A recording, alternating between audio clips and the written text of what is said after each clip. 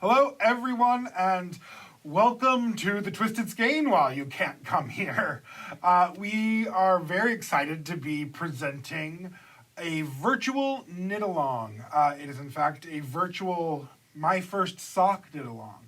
So if socks are something you've been wanting to tackle, or you just want something to be able to do with a group and socialize while we can't be together, we've put this together for you. So for many people, socks are a milestone. Many people start knitting because they want socks. But on the other hand, many people avoid socks for a while because they seem so tricky. So while we all have time on our hands, we figured it would be a good time to get yarn on our needles and then socks on our feet, I suppose. So many people have been requesting a beginner level sock class as a topic for us to consider here. But we can't hold in-person classes right now, so we thought this would be a very, very good time to get you working on this benchmark knitting skill. And it's a great project for while we are social distancing because it uses minimal supplies. There is a pair of socks and basically one skein of yarn. So chances are many of you have skeins of yarn lying around the house that you can turn into socks now. You can use a variety of yarn weights and a variety of yarn types.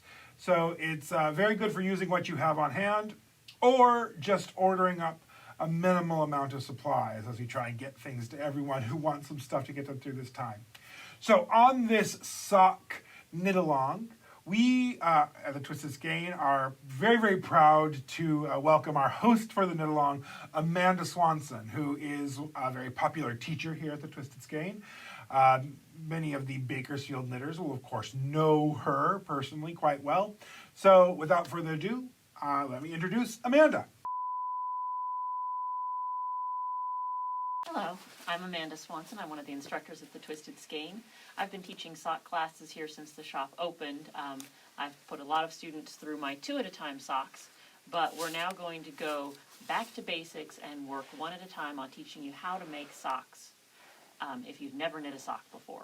We're going to go back to basics. I'm going to help you work through some of the specialized skills that you need to make socks, but there are a few basic skills you'll want to make sure you have under your belt. If you don't have these skills down, we can point you to videos that will help you get these techniques in line so that we can all make socks together.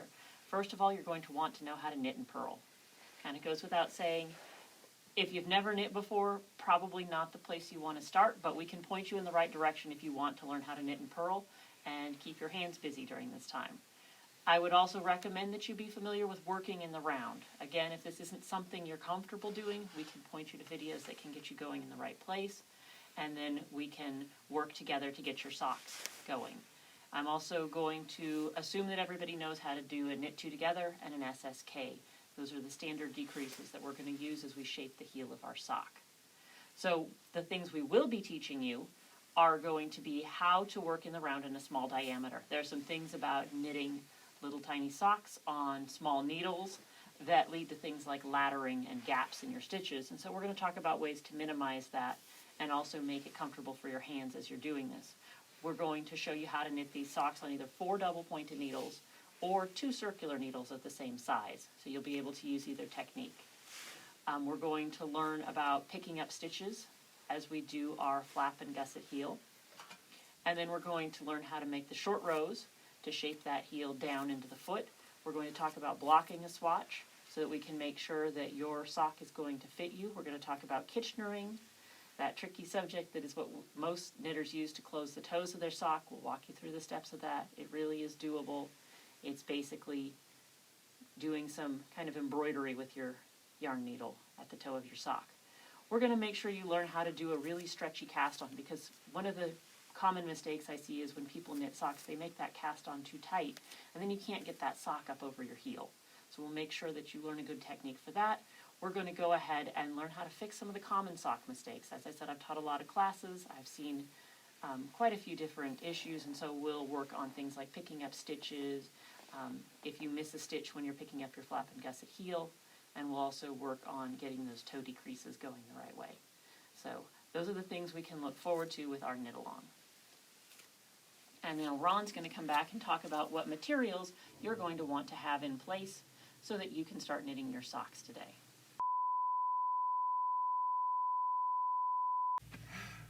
If it seems like a lot, don't worry, we're going to break down all the steps and everything you're going to want to have, and we'll guide you through every step of the way and be available to answer your questions online, via email. We'll make sure you all get the care you need to get this going. So let's take a look at what you're going to need to knit socks. Firstly, you're going to need about 100 grams of yarn. A rule of thumb, and it will vary, of course, depending on the actual composition of the yarn, etc. But the rule of thumb is that there is a pair of socks in 100 grams of yarn. Now, you may be able to get 3 socks out of 100 grams if you knit ankle socks, which will be an option we'll discuss. If you want to make socks that go up to your knee or even high up on the calf, you may need more yarn, but those are decisions you can make as we get started. But 100 grams of yarn is what you'll find a pair of socks in. So here are some yarn put-ups. These are each 100 grams of yarn, these skeins that you generally see hanging up in the shop, 100 grams each. There's a pair of socks in each of these. You may find your yarn in the form of a little ball or skein like this, and that's acceptable. So 100 grams of yarn. If you have a kitchen scale and scraps of yarn at home, you're in luck, because if your scraps are all the same weight and you have 100 grams worth of them, you can turn those into something. You can make socks, 100 grams of yarn. Now, you will need to make a choice about your needles. We will be covering how to use either 2 circular needles of the same size, and half of your stitches will be knit on one needle and the half of your stitches on the other. And many people really prize this method as being easier for them to handle than DPNs. But DPNs are, of course, the traditional method of working things in the round. So we don't want to avoid that topic for you. So double-pointed needles, if you haven't seen them before, are these guys. It's just as it says on the tin. They are needles that have 2 points. And you'll arrange your stitches on them and knit around. If you've been frightened of double-pointed needles, you've got time on your hands to learn a new skill, so this might be the time to learn them. Double-pointed needles. You will need a few other things. You will need a measuring tape, a soft tape so you can actually measure your foot, your ankle. Very, very useful. You can also use a rigid ruler is handy, and you will want something rigid when it comes time to measure your gauge. So both a cloth tape measure and a rigid ruler will be very helpful for you now. And finally, you'll want some stitch markers. Now, a ring stitch marker that can mark your beginning of the round or something important in your pattern might be useful to you. But these little pear-shaped coilless safety pin stitch markers or locking stitch markers you might use if you're also a crocheter are very handy, because not only can you use them to mark on the needle, you can put them directly into the work. So say a stitch does drop off your needles and you don't notice until later. You can stick one of these guys in that stitch and it will stay there until you're ready to fix it. So we find these very, very handy, and we recommend you have some on hand. When it comes time for you to choose your yarn, there are a few things you want to look out for. If this is your first sock especially, this is not a good time to find a novelty yarn or brushed yarn, something with a crazy texture. That's not going to be friendly for this project, and it might be fun for slippers later down the line, but it doesn't really make a good everyday sock. So you want something smooth in texture without a lot of halo or nubbiness, which can disrupt your sock knitting experience.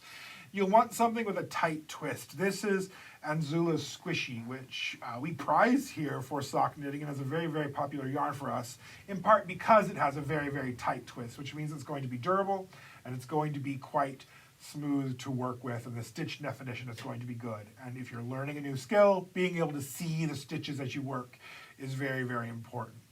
Now, many people will tell you that it is necessary for your yarn to have a bit of nylon in it. And nylon can add durability to yarn, but don't fret too much.